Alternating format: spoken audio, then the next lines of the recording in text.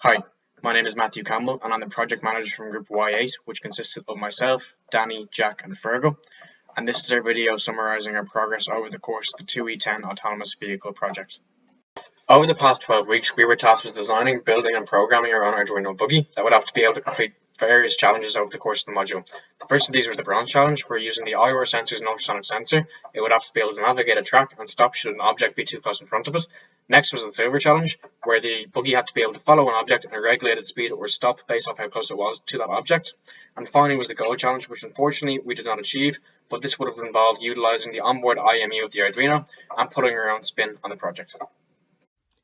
This is the final hardware setup for a buggy. So these are the two infrared sensors and this is the ultrasonic sensor.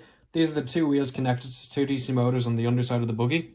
This is the H-bridge, which allowed us to control the amount of voltage and current being sent to each DC motor. And this is the Arduino that controlled our buggy, and it's connected to a power bank on the underside of the buggy. The most important and difficult part of the buggy's hardware design was its wiring. We had to ensure this was done correctly as to avoid future setbacks and to make sure the buggy could do what we wanted it to. In order to do this, each group member sought to find the most efficient wiring schematic, and once this was done, a fritzing document was drawn up so our wiring would be uniform. This meant our input and output pins would be the same, and this aided the software development. The wiring shown in the document here is the same as the buggy in the previous video. Our first goal was to allow our buggy to complete a lap and stop should it detect an object using the ultrasonic sensors and the IR sensors. We first achieved this in week 4, and all that was left for the bronze challenge was to control it using the GUI processing application.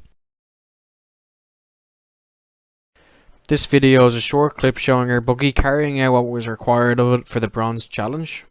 It shows the use of the GUI processing application to cause the buggy to start and stop its lap, detecting for obstacles as shown in the previous video.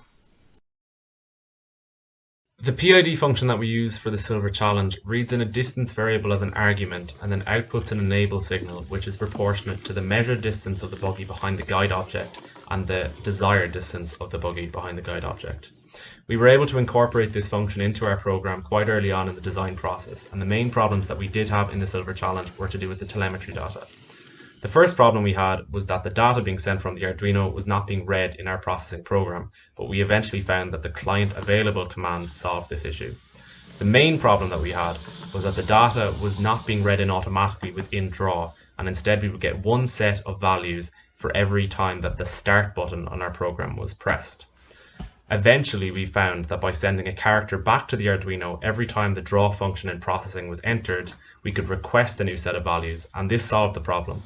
Unfortunately, it took us so long to reach this solution that we were unable to attempt the gold challenge.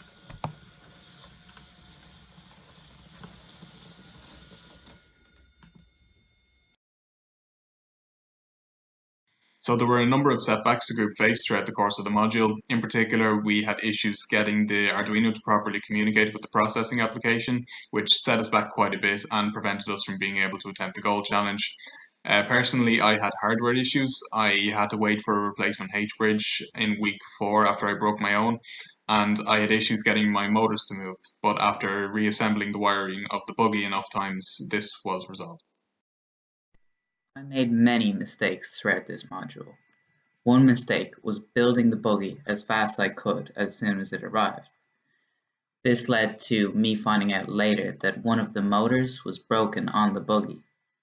So I had to reassemble the buggy with a new motor. So I'd always recommend checking the devices before attaching it to any system. Our group really enjoyed what we learned and how we progressed over the course of this module. It was unfortunate we couldn't achieve the gold challenge, however, due to unforeseen setbacks in the bronze challenge with regards to the sensors not continuously updating once we applied the processing application to it, and a resolve using the flag method, and in the silver challenge with regards to telemetry, this just wasn't possible.